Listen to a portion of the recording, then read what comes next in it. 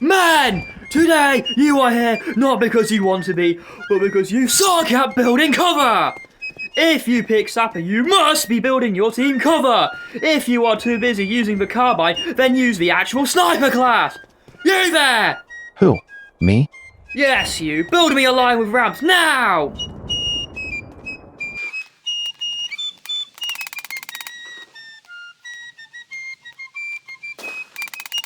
Is this good enough?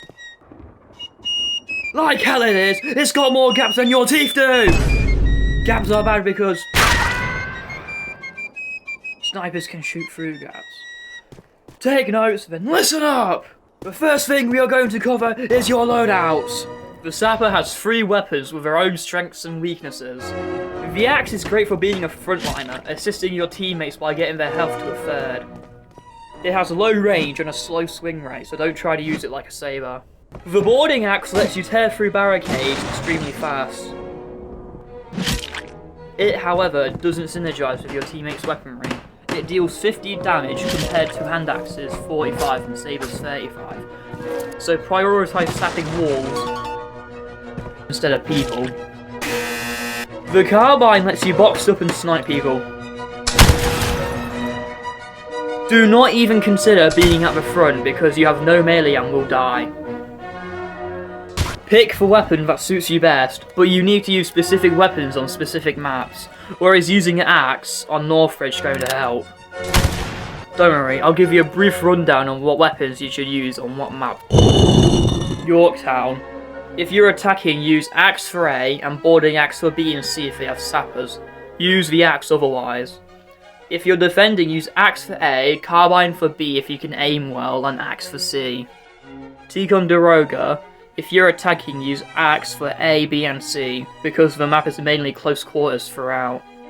And if you're defending, use axe for A, carbine for B if you can aim well, and axe for C, like before.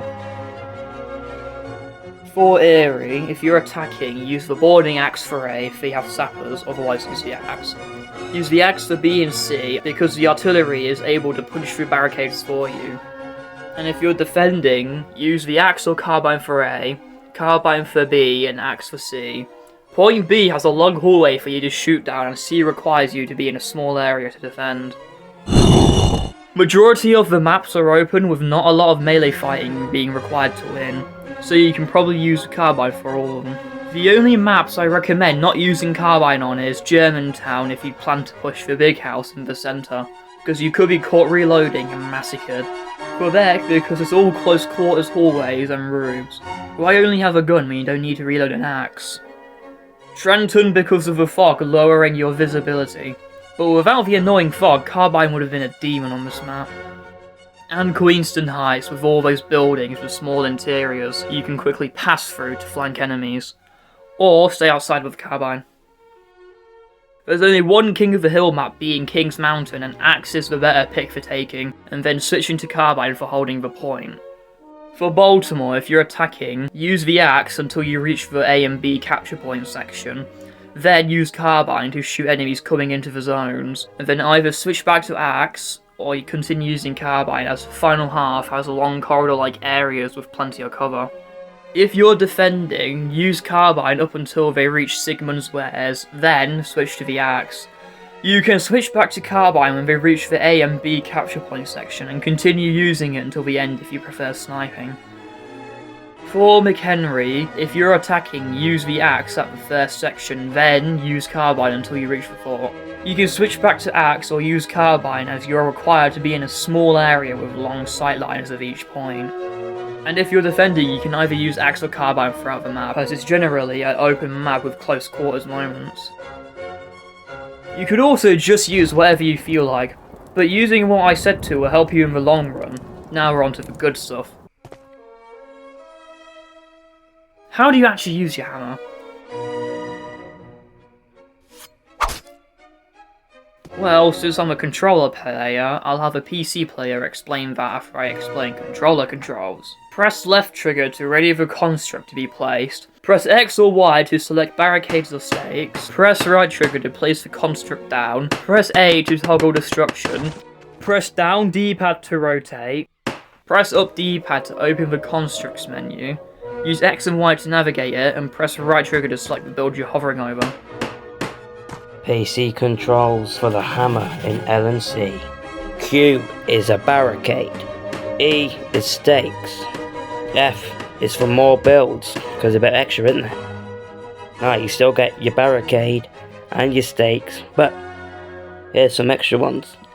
Gabion, which is like a thing of sand or something. Chavos is like a bunch of stakes together. And then you got a sandbag, which should be pretty good against those snipers if you ask me. Now, this is a bit different. You have to navigate it with Q to go to the left and E to go to the right of this extra menu. Now, R is you rotate your builds, while X toggles to construct or destroy, whatever you're feeling like. Just remember to press it again to build stuff. I made that mistake a ton. Anyway, that should be about it. Have a splendid day. That should help you a lot. Bye bye. Another good question is, where should you build? If it's siege, you obviously need to build at a point, so let me show you what to do. Place barricades along the entrance to the point so nobody can enter quickly. Place stakes or sandbags behind walls to allow allies to vault over and kill attackers. Then go to the other entrances if there is one, and repeat the same steps there. If you see a flag bearer or surgeon, sacrifice your life. He will burn down all your hard work, if not. On skirmish maps, you can build whatever and it will actually work out fine, really. Just make sure you add stakes so I can actually shoot the walls, you bloody knife! But if you're able to get to a roof or hill, build up there. You will have a much easier time shooting them on an elevated surface, even if they have cover. Basically, prioritize high ground and build anywhere else if you can't get up high. On King's Mountain, you'll need to be quick, because if you slow your team down, you'll let the enemy have more time to set up. So place a wall, then stake quickly so you can let your teammates fight the enemy quicker. Campaigns are basically the same ideology as Siege, where you build at a point and hold. Except the point is your life and dying lets them capture it a little. You need to move up with your team and build walls along where they are going to sit. If they break through that, then repeat the same steps but further back until you literally cannot go backwards. Now, the thing about sieges in campaigns is there are defenders, which I just covered, and the attackers, which I'm going to cover now. Your job is to build cover close to the enemy spawn, then push up to create an opening for your team. Do this by using the boarding axe to punch a hole through it, or placing a ramp in front of a wall, letting allies go over instead of wasting time breaking it. Some maps have low walls which you can place a ramp over, like this spot on Yorktown that allies go straight up the stairs. Or here to let people enter point A another way. Or on Baltimore, there is a vineyard you pass with a few tall fences. You can place a wall then stakes to allow teammates over and not the enemy. Congratulations, you've basically completed the guide. You're just missing a very important part now. And what is it, you ask?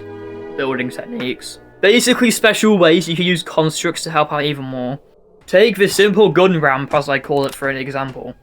It allows teammates to easily walk up, down and sideways without getting caught on anything. It also lets people hold their swing ready and climb over, which you can't really do with regular stakes. To build it, build a sandbag fully pointing towards you, then another behind that sandbag. Only build it halfway or it won't work. You have now built a gun ramp. Congratulations again, now you've learnt something. Have a cookie. No, I insist, take it. See?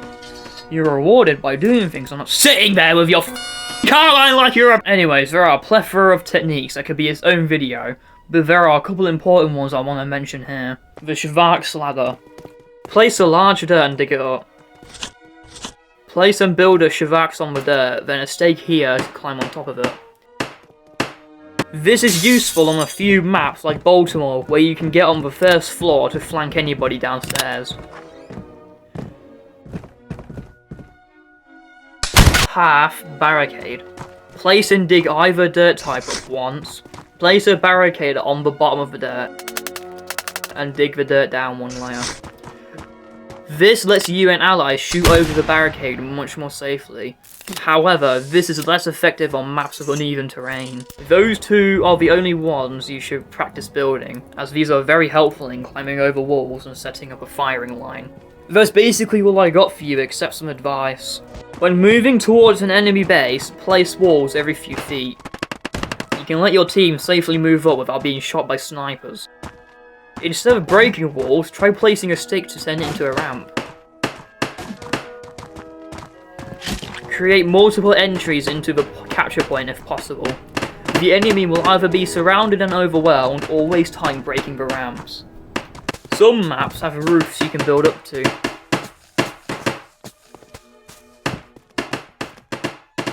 I really hope this video helps you be a better sapper. Please like and subscribe, and make sure you shoot the wall with the barrel. I'd appreciate you hyping the video as well.